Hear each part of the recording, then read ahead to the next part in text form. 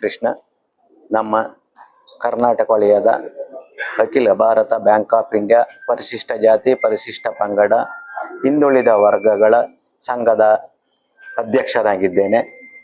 ನಾವು ನಾಳೆ ದಿನಾಂಕ 28/2/2026 ನಮ್ಮ 9ನೇ ತ್ರೈಮಾಸಿಕ ಮಹಾಸಭೆಯನ್ನು ಆಯೋಜಿಸಿದ್ದೇವೆ ಹೋಟೆಲ್ ಫಾರ್ಚುನಾ ಹುಬ್ಬಳ್ಳಿಯಲ್ಲಿ.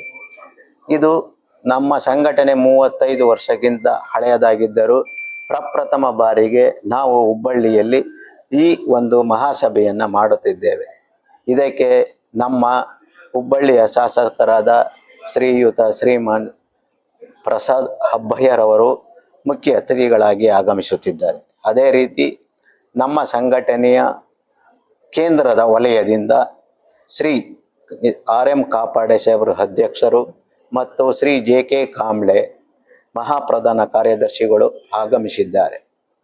ನಾವು ನಮ್ಮ ಸಂಘಟನೆ ಮಾಡಿದ ಉದ್ದೇಶ ಅಂದರೆ ನಮ್ಮ ಪರಿಶಿಷ್ಟ ಜಾತಿ ಪರಿಶಿಷ್ಟ ಪಂಗಡ ಹಾಗೂ ಹಿಂದುಳಿದ ವರ್ಗಗಳಿಗೆ ಆಗುವ ಅನ್ಯಾಯವನ್ನು ಹಾಗೂ ಏನು ಸವಲತ್ತುಗಳು ನಮ್ಮ ಸಂವಿಧಾನದಲ್ಲಿ ಅವರಿಗೆ ಇದೆಯೋ ಅದನ್ನು ಬ್ಯಾಂಕುಗಳು ಯಾವಾಗ ಪಾಲಿಸುತ್ತಿಲ್ಲ. ಆದರೆ ಪಾಲಿಸಿದರೂ ನಿಧಾನವಾಗಿ ಪಾಲಿಸುವುದನ್ನು ಅದನ್ನು ಪತ್ತೆ ಹಚ್ಚಿ ಆದಷ್ಟು ಶೀಘ್ರ ನಮ್ಮ ಪರಿಶಿಷ್ಟ ಜಾತಿ ಪರಿಶಿಷ್ಟ ಪಂಗಡ ಹಾಗೂ ಹಿಂದುಳಿದ ವರ್ಗಗಳಿಗೆ ಅದು ತಲುಪುವಂತೆ ಮಾಡುತ್ತಿದೆ. ಮತ್ತು ಪ್ರತಿ ವರ್ಷ ಏನು SC ST OBCಗಳಿಗೆ ದಾಖಲಾತಿ ಇದೆಯೋ ಅಷ್ಟು ಪರ್ಸೆಂಟೇಜು ಬ್ಯಾಂಕುಗಳಲ್ಲಿ ಅದನ್ನು ಕಾರ್ಯನಿರ್ವಹಿಸುತ್ತಿದ್ದಾರಾ ಇಲ್ಲವಾ ಎನ್ನುವುದನ್ನು ನಾವು ನೋಡ್ತಾ ಇದ್ದೇವೆ.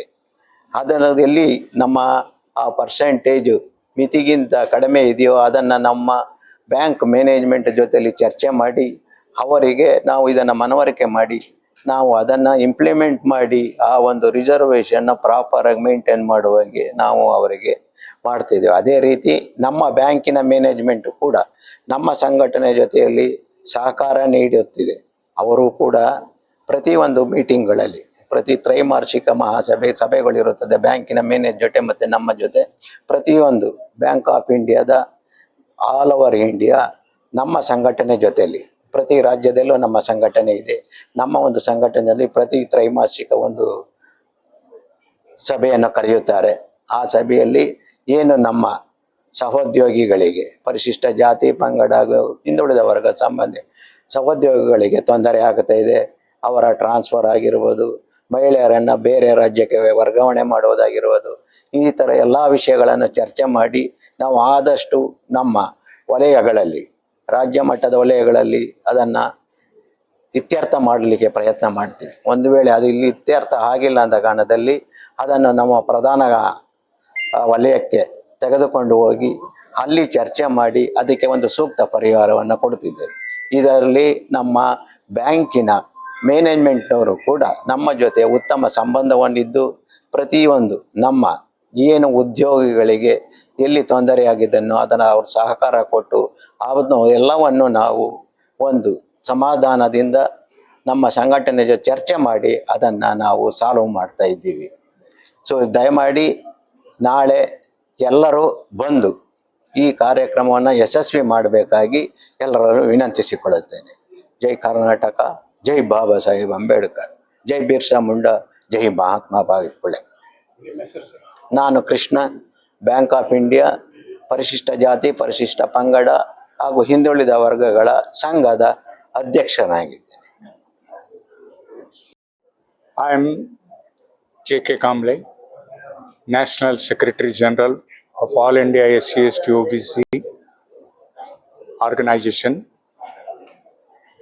We have 22 units all over India, and today I am here in Karnataka to participate the most important event of Triennial Conference of Karnataka Unit is going to be held tomorrow. Our Karnataka unit is one of the vibrant unit under the leadership of Mr. B. Krishna and Parshurama. Both are doing exceedingly well to address the issues of our members. Wherever problems are there, they reach to the problem, reach to the member. Especially problems are in the area of discrimination. And as our national president has commented that equality, our demand is we should be treated equally with the others. As per Article 14, everybody is equal before the law. So the protection has been given by the Article 14 of Constitution of India, and we should be treated at par with others. The problem in Bank of India, in fact, is the recruitment of sub-staff. Recruitment of sub-staff is not there. Last 2024 was the last recruitment held in Bank of India for sub-staff and Sapai Karmacharis. In fact, why recruitment is not there? Because government has issued an order on 112016 that there shouldn't be an interview while recruiting a sub-staff or a Sapai Karmacharis. Unless there is a interview, the Sapai Karmacharis and Shipais cannot be recruited by taking a trade test or a written test, which is very, very difficult because the people who are working as a sub-staff or Sapai Karmacharis are not qualified. And since the recruitment is done from outside, then only qualified people will come, and the people who are working on casual basis will be deprived from an employment opportunity. So we requested bank to absorb those Sapais, Karmacharis and sub-staff working on casual basis. Bank is giving a break after 4 days of working continuously, and they are being paid a salary through the manager. Direct salary is not paid. There is no PF is cut from their salary. Actually, government guidelines are there. Even a PF is to be cut from and they should be treated for 30 days salary. However, it is not happening. Only thing is ensured is Minimum Wages Act. A salary is to be paid as per Minimum Wages Act. A Wages Act is state-wise. So whatever the state-wise wages, minimum wages are to be paid to the casual workers.